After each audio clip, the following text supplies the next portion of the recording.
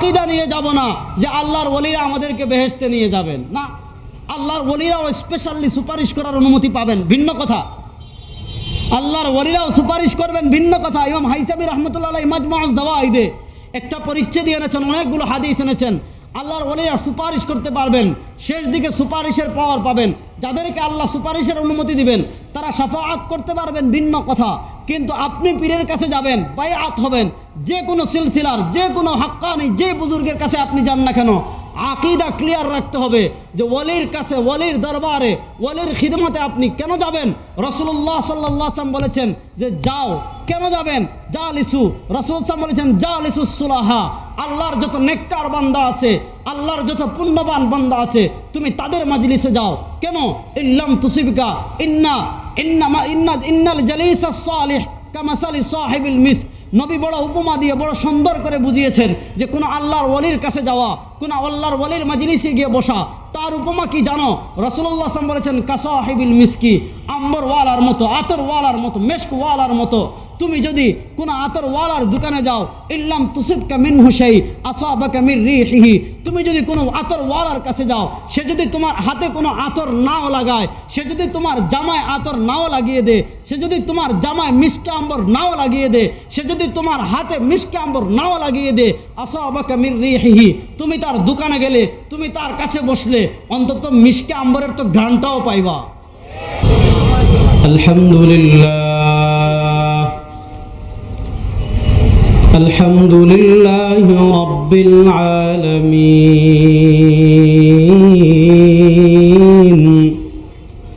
ওয়াল আকিবাতু লিল মুত্তাকিন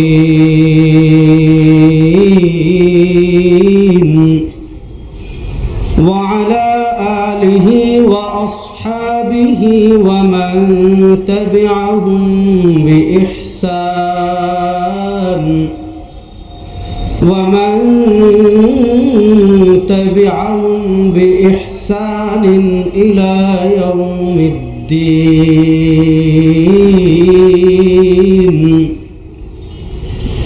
أما بعد فأعوذ بالله من الشيطان الرجيم. بسم الله الرحمن الرحيم.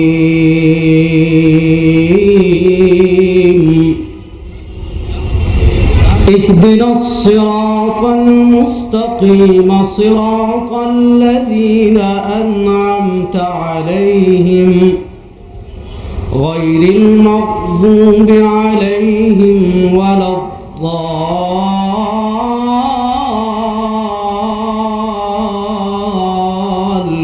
الضالين. بارك الله لنا ولكم في القرآن العظيم ونفعنا وإياكم بالآيات والذكر الحكيم. وقال رسول الله صلى الله عليه وسلم: ألا إن في الجسد لمضغة إذا صلحت صلح الجسد كله وإذا فسدت فسد الجسد كله ألا وهي القلب. وقال رسول الله صلى الله عليه وسلم: جالسوا من يذكركم الله رؤيته ويذكركم بالآخرة عمله أو كما قال عليه الصلاة والسلام. আমরা সবাই দিল খুলে দরুদ শরীফ পড়ি। اللهم صل على محمد وعلى آل محمد كما صليت على إبراهيم وعلى آل إبراهيم إنك حميد مجيد. اللهم بارك على محمد وعلى آل محمد كما باركت على إبراهيم وعلى آل إبراهيم إنك حميد مجيد الحمد لله আল্লাহ রব্বুল আলামিনের লাখো কোটি শুকরিয়া। আল্লাহ রব্বুল আলামিন আমাদেরকে অত্যন্ত দয়া করে মায়া করে বাংলাদেশ মুজাহিদ কমিটি সিলেট বিভাগের উদ্যোগে 3 দিন ব্যাপী ওয়াজ ও হালকায় জিকির মাহফিলের দ্বিতীয় দিনের সলাতুল ইশার পর আল্লাহ রব্বুল আলামিন আমাদেরকে এই রহমতের সামিয়ানার নিচে এসে দ্বীনের কিছু কথা বলার এবং দ্বীনের কিছু কথা শোনার জন্য আমাদেরকে এখানে একত্রিত হয়ে বসার তৌফিক দান করেছেন। আমরা সবাই প্রাণ খুলে উচ্চ আওয়াজ একবার কালিমাতুশ শুকর আদায় করি আলহামদুলিল্লাহ। মুহতারাম হাজিরিন, মুরব্বী হাজারাতগণ আলোচনা পেশ করছেন, আমার পরেও মুরব্বী হাজারাতগণ উলামায়ে কেরামগণ বয়ান পেশ করবেন। খুব লম্বা কথা বলবো না, সংক্ষিপ্ত আকারে মৌলিক কিছু কথা বলার চেষ্টা করব। আলোচনার শুরু থেকে নিয়ে শেষ পর্যন্ত মনোযোগ সহকারে আমলের নিয়তে, বোঝার নিয়তে আমরা সকলে শোনার চেষ্টা করব ইনশাআল্লাহ। আমাদের যে সকল ভাইরা দাঁড়িয়ে আছেন, প্রথমেই অনুরোধ করব, প্যান্ডেলের নিচে পর্যাপ্ত জায়গা আছে, আমরা যদি সবাই বসে যাই মাহফিল অনেক জমে যাবে। একটু কষ্ট করে, একটু হরকত করি ভাই, আমরা সবাই বসার চেষ্টা করি। একটা হাদিস দিয়ে আলোচনা শুরু করি। আমি আপনাদের সামনে পবিত্র কোরআনে কারীম থেকে একটা আয়াত তিলাওয়াত করেছি। আম্মা প্রত্যেক নামাজে যদি আমরা ইমামের পিছনে ইক্তেদা করি, ইমাম সাহেব পড়েন, আর যদি আমরা একাকী নামাজ পড়ি, আমাদেরকে প্রত্যেক রাকাতে একটা সূরা পড়তে হয়। সেই সূরার নাম হলো সূরাতুল ফাতিহা। সেই সূরার নাম সূরাতুল ফাতিহা। আল্লাহ রাসূল সাল্লাল্লাহু আলাইহি ওয়াসাল্লাম হাদিসের মধ্যে বলেন সূরা ফাতিহার ব্যাপারে, হে আমার পৃথিবীর বান্দারা শোনো, আল্লাহ রাব্বুল আলামিন হাদিসে কুদসির মধ্যে বলেন, কুসিমাতিস সালাত বাইনি ওয়া বাইনা আবদি নিসফাইন ফাইদা ক্বালা আল আবদু আলহামদুলিল্লাহি রাব্বিল আলামিন قال الله تبارك وتعالى حمدني عبدي أو قال مجدني عبدي। একজন বান্দা যখন নামাজে দাঁড়ায়, বান্দা যখন নামাজে দাঁড়িয়ে তিলাওয়াত শুরু করে আলহামদুলিল্লাহি রাব্বিল আলামিন, সমস্ত প্রশংসা ওই আল্লাহ তাআলার, যিনি পুরো পৃথিবীর প্রতিপালক, যিনি পুরো জাহানের প্রতিপালক। আল্লাহ রাব্বুল আলামিন বলেন, আমার বান্দা যখন এই দোয়া পড়ে, আমি খুশি হয়ে বলে হামিদানি আবদি, হে ফেরেশতারা, হে কুল কায়নাতের সকল মাখলুকরা শুন, হামিদানি আবদি, আমার বান্দা আমার প্রশংসা করেছে। তো সূরাতুল ফাতিহা মৌলিকভাবে 2 ভাগে বিভক্ত। এক ভাগে আমরা আল্লাহর সাথে কথোপকথন করি, আমরা বলি আলহামদুলিল্লাহি রাব্বিল আলামিন, আল্লাহ বলেন হামিদানি আবদি। আমরা বলি আর রহমানির রহিম, যে যিনি পরম করুণাময় দয়ালু। আল্লাহ বলেন মানির রহমানির রহিম, হে আমার বান্দা, তুই প্রশংসা করেছিস যে আর রহমান, তোর খুদা বড় দয়ালু, তোর খুদা বড় দয়াবান। আল্লাহ জানতে চান মানির রহমানির রহিম, রহমান আর রহিমকে। বান্দা তখন বলে মালিক ইয়াউমিদ্দিন, রহিম আর রহিম, রহমান আর রহিম আর কেউ না, যিনি বিচার দিনের মালিক তিনি হইলেন রহিম আর। তো এগুলো হলো আল্লাহর সাথে বান্দার তাআল্লুক পয়দা হয়ে যায়। আল্লাহর সাথে যখন বান্দার সম্পর্ক তৈরি হয়ে যায়, তখন আল্লাহর কাছে চাওয়ার সময় আসে।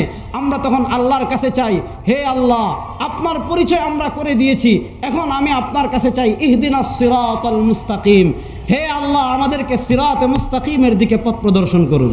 কার দিকে? কথা বলতে হবে, কোন দিকে? সিরাতে মুস্তাকিম। সিরাতে মুস্তাকিম কি? হযরতে আব্দুল্লাহ ইবনে মাসউদ রাদিয়াল্লাহু তাআলার হাদিস ইমাম ইবনে জারির তাবারি রাহমাতুল্লাহ আলাইহি তাফসীরে ইবনে জারির তাবারিতে এনেছেন। হাফিজ ইমাদউদ্দিন ইবনে কাসির রাহমাতুল্লাহ আলাইহি তাফসীরে ইবনে কাসির এনেছেন যে সিরাতে মুস্তাকিমের পরিচয় নবী কিভাবে দিয়েছেন শুনো।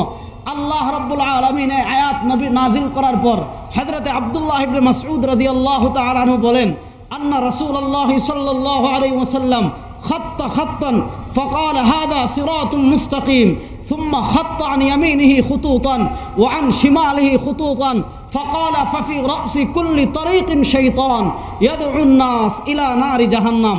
বড় সুন্দর হাদিস। হযরত আব্দুল্লাহ ইবনে মাসউদ রাদিয়াল্লাহু তাআলা আনহু বলেন যে আল্লাহর নবী সিরাতে মুস্তাকিমের পরিচয় কিভাবে করিয়েছেন, যে আল্লাহর নবী একটা সুজা দাগ দিয়েছেন, খাত্তা খাত্তান, আল্লাহর নবী একটা সুজা দাগ দিয়েছেন। সুজা দাগ দিয়ে তার পৃথিবীর উম্মাকে বললেন, শোনো, ফাহাদা সিরাতুম মুস্তাকিম, এই সোজা পথটা হলো সিরাতে মুস্তাকিমের।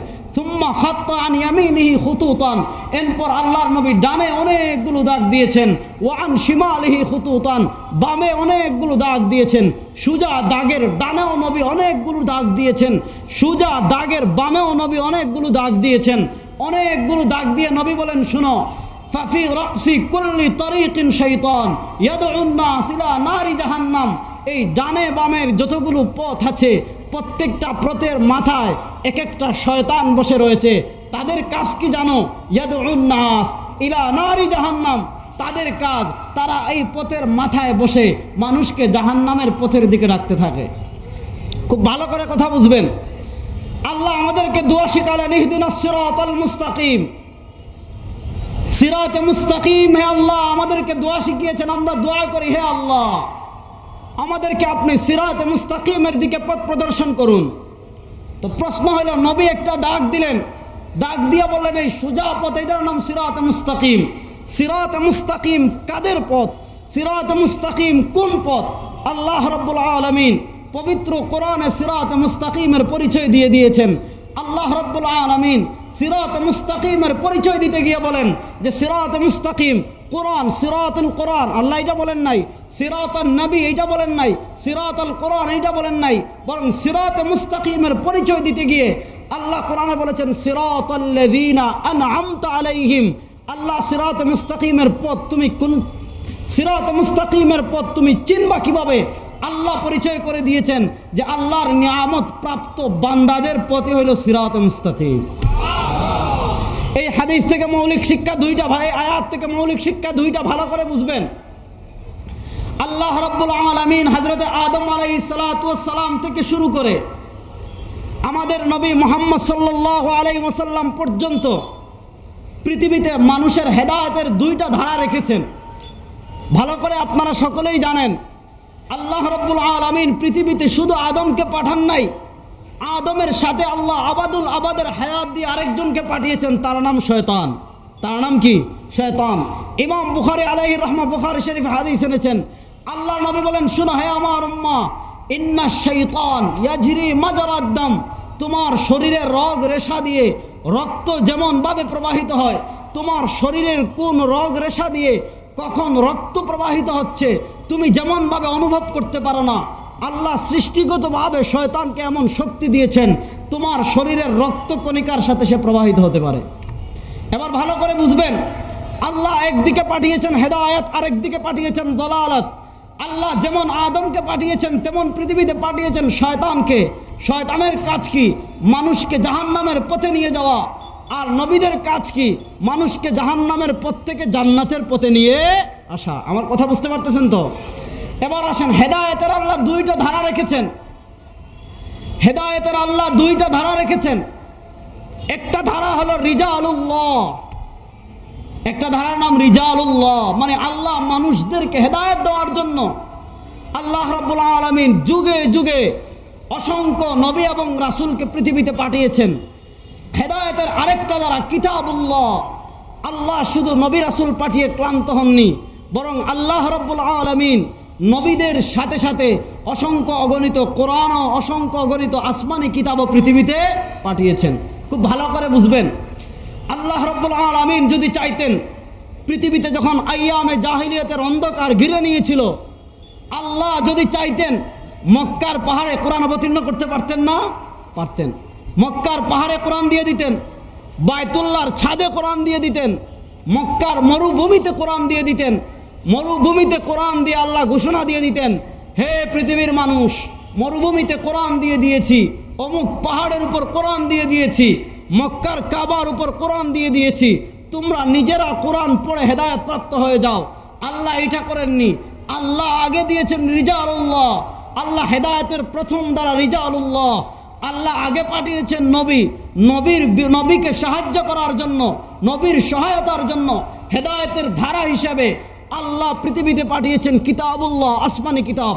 এজন্য কিয়ামত পর্যন্ত রাসূল করিম সাল্লাল্লাহু আলাইহি ওয়াসাল্লামের যুগে যেমন হেদায়েতের দুইটা ধারা ছিল, একটা ছিল রিজালুল্লাহ, আল্লাহর রিজাল, আল্লাহর নবীগণ, আরেকটা ধারা ছিল কিতাবুল্লাহ, আসমানি কিতাব।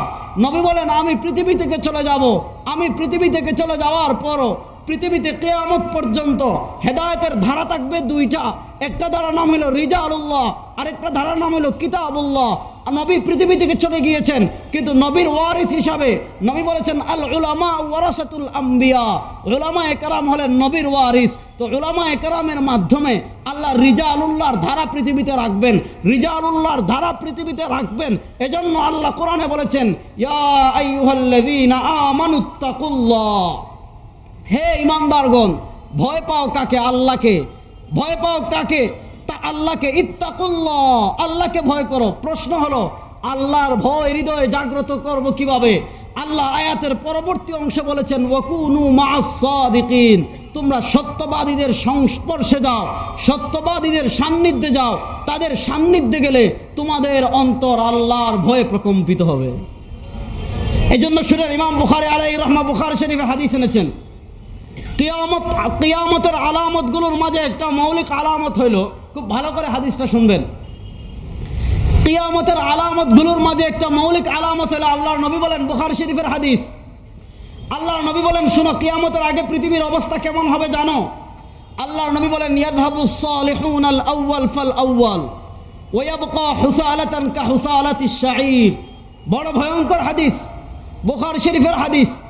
আল্লাহর নবী বলেন শোনো পৃথিবীতে মহাপ্রলয়ঙ্কারী কিয়ামত যখন নিকটবর্তী হয়ে যাবে, আল্লাহ রাব্বুল আলামিন পৃথিবীর অবস্থা কেমন করবেন? নবী বলেন শোনো ইয়াযহাবুস সালিহুনাল আউয়াল ফাল আউয়াল, আল্লাহর যত নেককার বান্দা আছেন, আল্লাহর নেককার বান্দাগণ, ইয়াযহাবুস সালিহুনাল আউয়াল ফাল আউয়াল, আল্লাহর যত নেককার বান্দা আছেন, আল্লাহর যত পুণ্যবান বান্দা আছেন, সবাই একে একে পৃথিবী থেকে চলে যাবেন, সবাই একে একে পৃথিবী ছেড়ে চলে যাবেন। মানুষের অবস্থা কেমন হবে? নবী বলেন শুনেন ওয়ায়াবকা হুসালাতান কা হুসালাতিশ শাঈর। বড় ভয়ঙ্কর কথা। আমাদের সিলেটের মানুষ আমরা ধান চিনি না, মাথায় না কেন ধান চিনি না? আমাদের কৃষক ভাইরা যখন ধান রোপণ করে, যখন জমিনও ধান লাগায়, তখন বাঁশ দিয়া বেড় দিয়া দেয় না? বাঁশ দিয়া বেড় দেয়নি? বেড় দেখে না যে কোনো ব্যক্তির গরু যেন তার ধান না খায়। এখন দেখা যায় বেড় দিয়ে রাখছে, বাড়ির চাচার গরু এয়া ধান খাইছে, তখন কি করে চাচার বাড়িতে গিয়ে বিচার দে যে চাচা আপনার গরু আমার ধান খাইছে, সাবধান। এরপরে যদি আরেকদিন ধান খায়, তখন মহল্লার মসজিদে গিয়ে বিচার দে না? দে। কেন? ধানটা তার কাছে খুবই গুরুত্বপূর্ণ। কিন্তু কৃষক যখন মাঠ থেকে ধান কেটে নিয়ে আসে, ধান কেটে নিয়ে আসার পর নেড়া থাকে কি থাকে না? কথা বলেন, আমার মাত মনে বুঝলে না? নেড়া থাকে কি থাকে না? থাকে। কিন্তু নেড়া যদি কোনো মানুষের গরু গিয়ে খায়, আপনি গরুরে পিটাইবেন? আপনি তার গরুর মালিকের কাছে গিয়ে বিচার দিবেন? মহল্লায় গিয়ে বিচার দিবেন? কেন দিবেন না? কারণ নেড়ার কোনো দাম নয়। নবী বলেন শোনো কিয়ামতের আগে আল্লাহ রাব্বুল আলামিন ইয়াযহাবুস সালিহুনাল আউয়াল ফাল আউয়াল, আল্লাহ রাব্বুল আলামিন তার পুণ্যবান সকল বান্দাদেরকে একের পর এক পৃথিবী থেকে তুলে নিয়ে যাবেন। পৃথিবীতে আল্লাহর নেককার পুণ্যবান কোনো বান্দা থাকবে না। যারা থাকবে তাদের অবস্থা কেমন হবে? নবী বলেন ওয়ায়াবকা হুসালাতান কা হুসালাতিশ শাঈর, ক্ষেত থেকে ধান তুলে নেওয়ার পর নেড়ার যেমন কোনো দাম নাই, আল্লাহর পুণ্যবান বান্দারা পৃথিবী থেকে চলে যাওয়ার পর অবশিষ্ট নেড়ার মতো ঈমান হারা, আকীদা হারা, আমলে সালিহা হারা, মুনাফিক মার্কা যত মুসলমান থাকবে, আল্লাহর কাছে তাদের কোনো দাম নাই।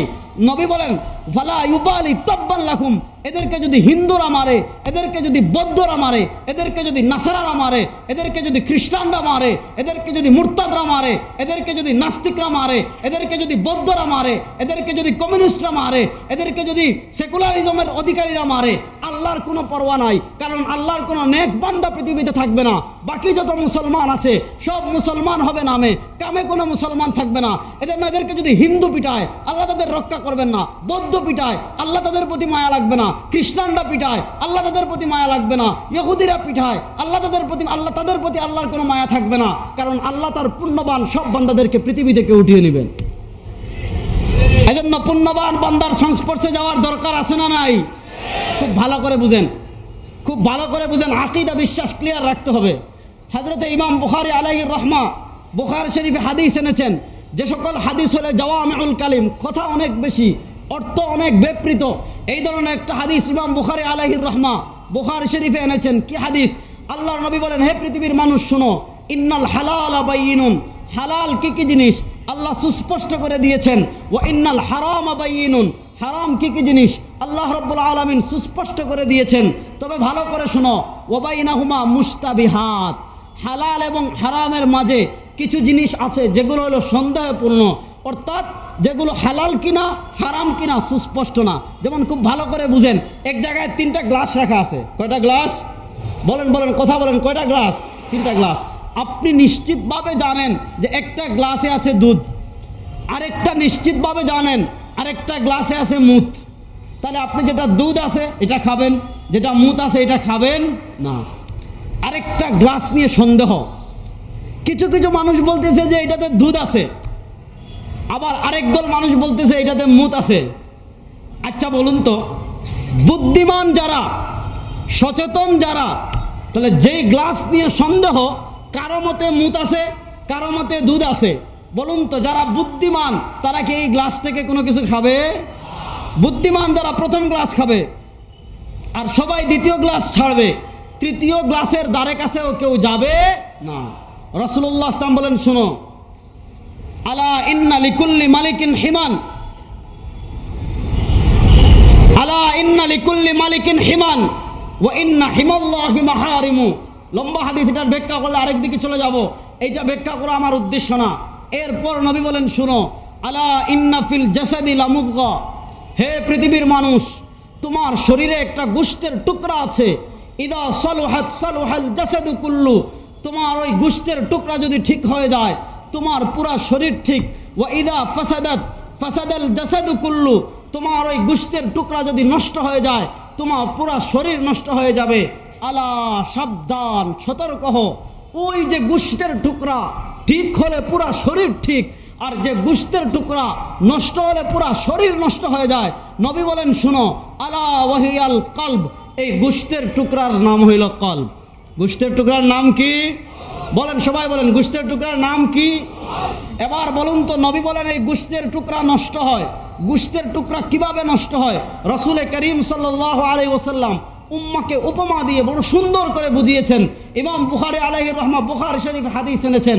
আল্লাহর নবী বলেন, ইদাব তাকাবাল আব্দুল মুমিনুল মাসিয়া, যে কোন মুমিন বান্দা যখন একটা গুনাহ করে, মুকিতাত ফি কলবিহি নুকতাতুন সাওদা, তার ওই যে স্বচ্ছ কলব রয়েছে সেই স্বচ্ছ কলবে একটা কালো দাগ পড়ে যায়।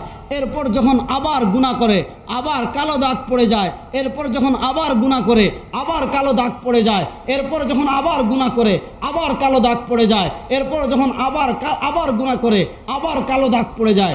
এইভাবে গুনাহের কারণে কলব কালো হইতে হইতে হইতে হইতে একেবারে কুচকুচে কালো হয়ে যায়। তখন ওই অন্তর, ওই কলব তখন আর গুনাহকে গুনাহ মনে করে।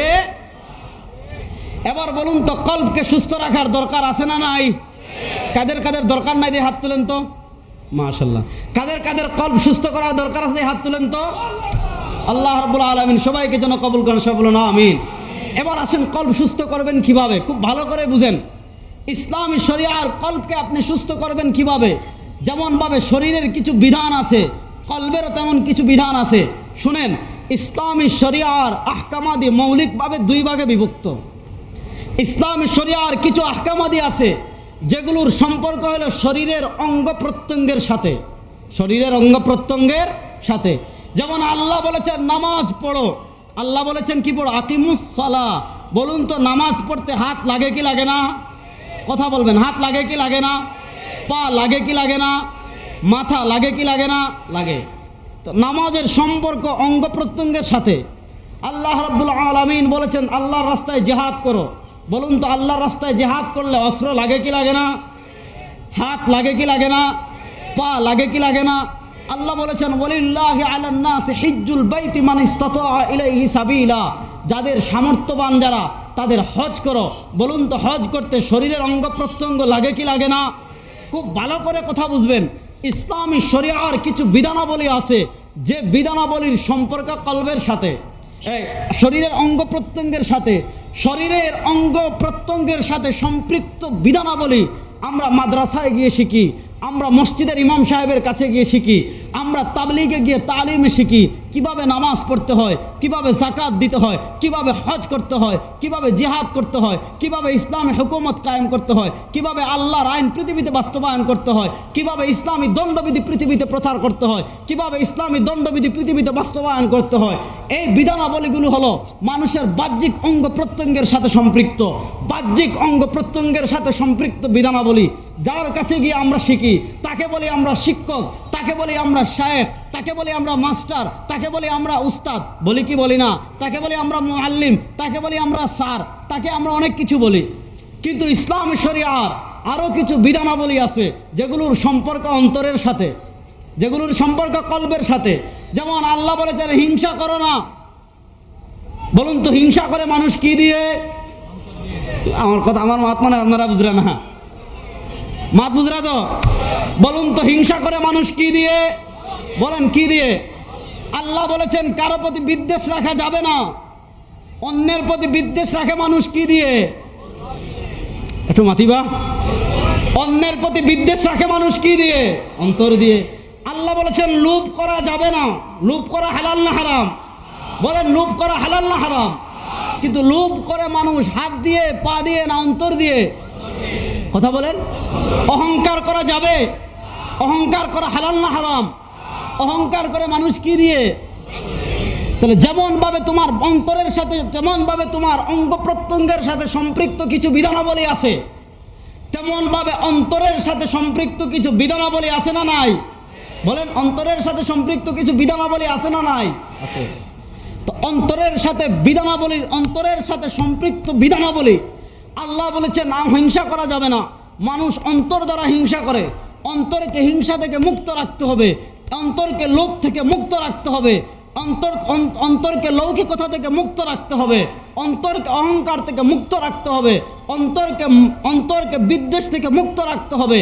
যেমনভাবে শরীয়তের বাহ্যিক বিধানাবলী শেখার জন্য আমরা মাদ্রাসায় যাই, আমরা মসজিদে যাই, আমরা তাবলীগে যাই, ঠিক তেমনিভাবে শরীরের, মানুষের শরীরের ওই যে আল্লাহ একটা গোশতের টুকরা রেখেছেন, যে গোশতের টুকরার ব্যাপারে নবী বলেছেন ইদা সালুহাত সালুহাল জাসাদু কুল্লু ওয়া ইদা ফাসাদাত ফাসাদাল জাসাদু কুল্লু।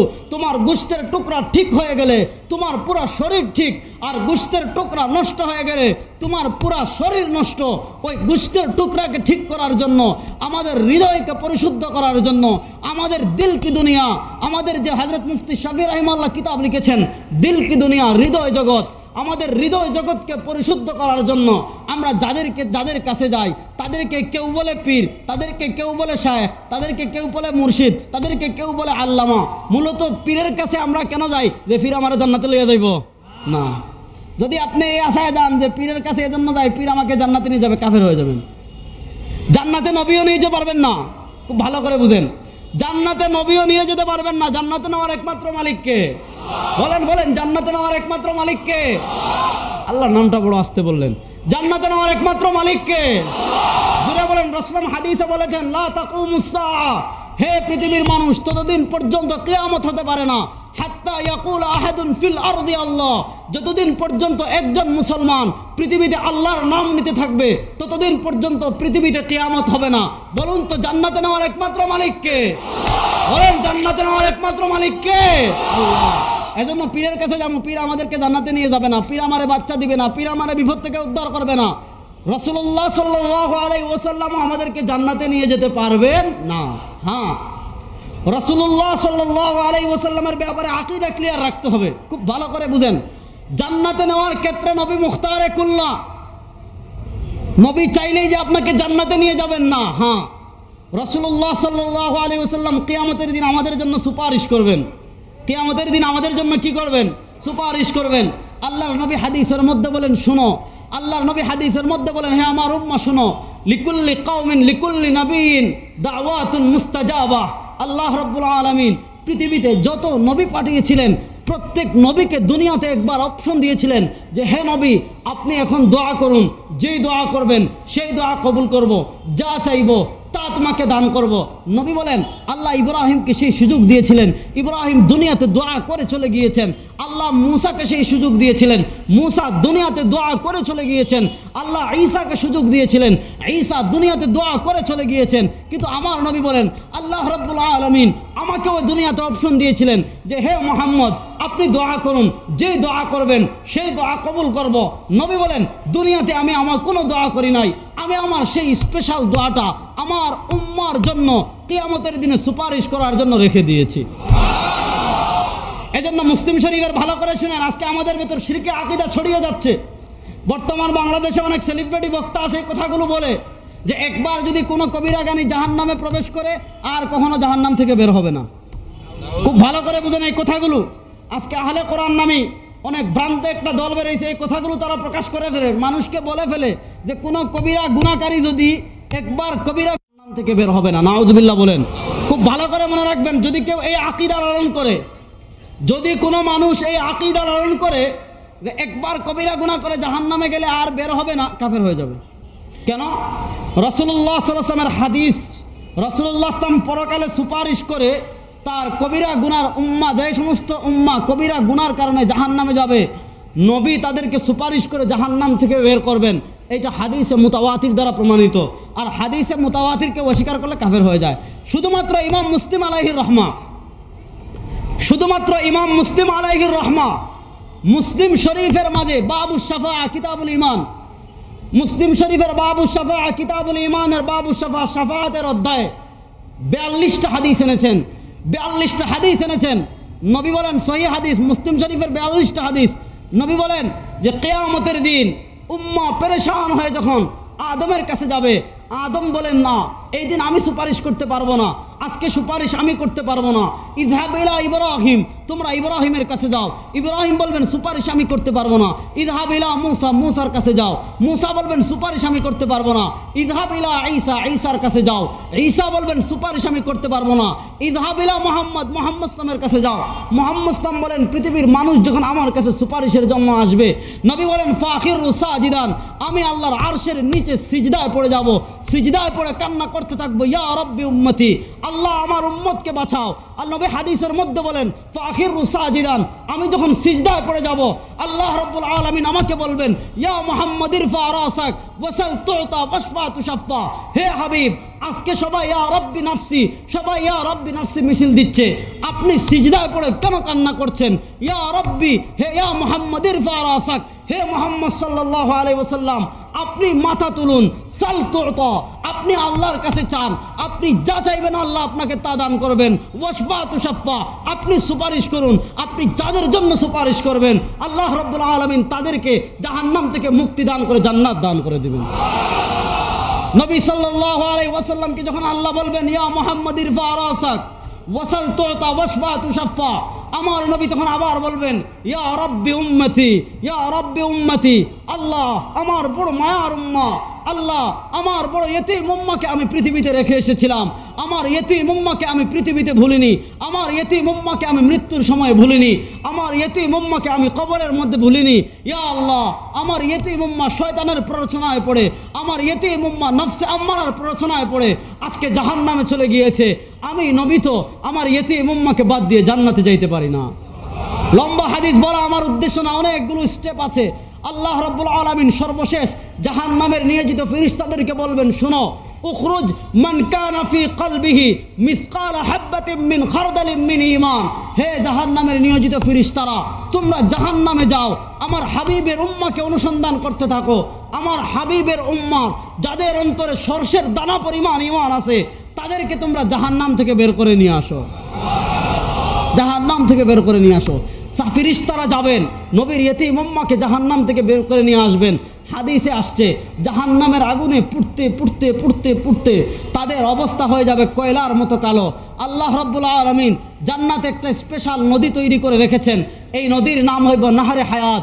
জীবন নদী আল্লাহ রাব্বুল আলামিন ওই বান্দাদেরকে জীবন নদীতে গোসল করবেন, আবার তারা জান্নাতি মানুষদের মতো হয়ে যাবে। আল্লাহ রাব্বুল আলামিন তখন বান্দাকে বলবে, ইয়া আব্দি তামান্না, হে বান্দা, জাহান্নামে তো বহু শাস্তি ভোগ করেছিস, আমার নবীর আমার হাবিবের সুপারিশে তোকে আমি জাহান্নাম থেকে মুক্তি দিয়েছি। ইয়া আব্দি তামান্না, হে বান্দা, তুই এখন আমার কাছে চা, তুই যা চাইবে আমি তোরে তা দান করব। এজন্য আকীদা বিশ্বাস ক্লিয়ার রাখতে হবে। রাসূল করিম সাল্লাল্লাহু আলাইহি ওয়াসাল্লাম যারা যাররা পরিমাণ দেওয়ার জন্য এই আকীদা নিয়ে যাব না যে আল্লাহর ওলিরা আমাদেরকে বেহেশতে নিয়ে যাবেন, না, আল্লাহর ওলিরাও স্পেশালি সুপারিশ করার অনুমতি পাবেন, ভিন্ন কথা।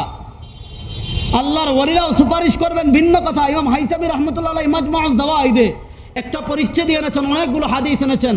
আল্লাহর ওলিরা সুপারিশ করতে পারবেন, শেষ দিকে সুপারিশের পাওয়ার পাবেন। যাদেরকে আল্লাহ সুপারিশের অনুমতি দিবেন তারা শাফাআত করতে পারবেন, ভিন্ন কথা।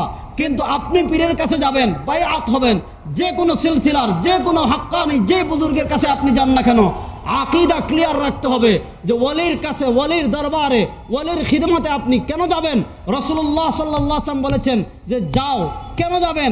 জালিসু, রাসূল সাল্লাল্লাহু বলেছেন জালিসুস সুলাহা, আল্লাহর যত নেককার বান্দা আছে, আল্লাহর যত পুণ্যবান বান্দা আছে, তুমি তাদের মাজলিসে যাও। কেন? ইল্লাম তুসিবকা ইন্নাল জালিসাস সালিহ কামাসালি সাহিবিল মিস্ক। নবী বড় উপমা দিয়ে বড় সুন্দর করে বুঝিয়েছেন যে কোনো আল্লাহর ওলির কাছে যাওয়া, কোনো আল্লাহর ওলির মাজলিসে গিয়ে বসা, তার উপমা কি জানো? রাসূলুল্লাহ সাল্লাল্লাহু আলাইহি ওয়াসাল্লাম বলেছেন কাসাহিবিল মিসকি, আম্বরওয়ালার মতো, আতরওয়ালার মতো, মেশকওয়ালার মতো। তুমি যদি কোনো আতরওয়ালার দোকানে যাও, ইল্লাম তুসিবকা মিনহু শাই আসাবাকা মির রিহিহি, তুমি যদি কোনো আতরওয়ালার কাছে যাও, সে যদি তোমার হাতে কোনো আতর নাও লাগায়, সে যদি তোমার জামায় আতর নাও লাগিয়ে দে, সে যদি তোমার জামায় মিশকে আম্বর নাও লাগিয়ে দে, সে যদি তোমার হাতে মিশকে আম্বর নাও লাগিয়ে দে, আসাবাকা মির রিহিহি, তুমি তার দোকানে গেলে, তুমি তার কাছে বসলে অন্তত মিশকে আম্বরের তো ঘ্রাণটাও পাইবা। নবী বলেন তুমি পুণ্যবান মানুষের মাজলিসে গিয়ে বসো, আল্লাহ রাব্বুল আলামিন যদি তার মতো তোমাকে কবুল নাও করে, অন্তত তার নেক আমলের একটা ঝলক তো তোমার হৃদয় অনুভব করবে।